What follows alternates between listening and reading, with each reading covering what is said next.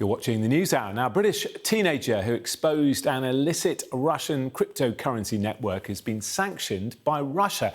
Aged just 17, Alexander Browder is believed to be the youngest person ever to be targeted with sanctions by Moscow. And he joins us now. Good to see you on the programme. So you're not going to be welcome in Russia anytime soon. Just explain to us exactly what it is you've exposed. Yeah, so I've spent the last year and a half building the largest open source database of cryptocurrency money laundering. And what I discovered is that state-sanctioned actors heavily utilize cryptocurrency to launder their funds. And specifically, Russia has gone so far as to set up their own stablecoin for money laundering, something called A7A5. Now, my work has exposed A7A5 and exposed the enablers of it. And last month, 26 senior MPs and lords wrote to the foreign secretary to sanction the enablers behind the stablecoin. And last week, the government acted by sanctioning them.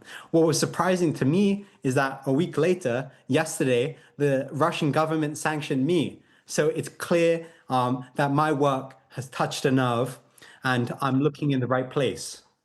Yeah, so you've certainly rattled the Russians. How did you find out that they'd sanctioned you?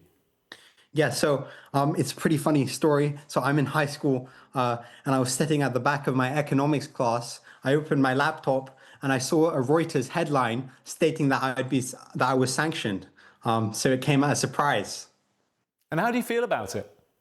The sanctions don't intimidate me. It only emboldens me further. The Kremlin's message is that I should stop, but I'm only going to continue working to expose. And this is all about the Russians trying to avoid Western sanctions, and they've been quite successful at it, as you found out. Yeah, so the Russian stablecoin A7A5 has estimated to have processed over $100 billion in illicit volumes only in 2025. So it's clearly funding their war of aggression, and it's vital that the UK and the allies put pressure on the enablers to take down the scheme and take down the broader Russian cryptocurrency money laundering operations. And you've created this database, which means there's a lot more transparency now. It's a lot easier for people to find out exactly what's going on. Yeah, exactly. So I built the global cryptocurrency laundering database because the world needs to understand how dirty money moves. And Russia's reaction shows that people would rather keep that hidden. Are you going to carry on your work? What's next? The bad actors are constantly dynamic and constantly developing. So I'm going to continue my work to shine light on this gray area and protect the West. And of course, your dad is well known for being someone who has exposed Russian corruption over the years. He must be very proud of you. What's he had to say? So, first of all, I'm very proud of him, but I'm biased. And I've always been around great human rights activists, politicians, and other people who are doing incredible work. And so I've always been convinced that I need to do something. So I'm glad that my work is having an impact. But my passion would be to achieve something similar to my father, or maybe more. And you've been working with others as well who've also been sanctioned, other British nationals.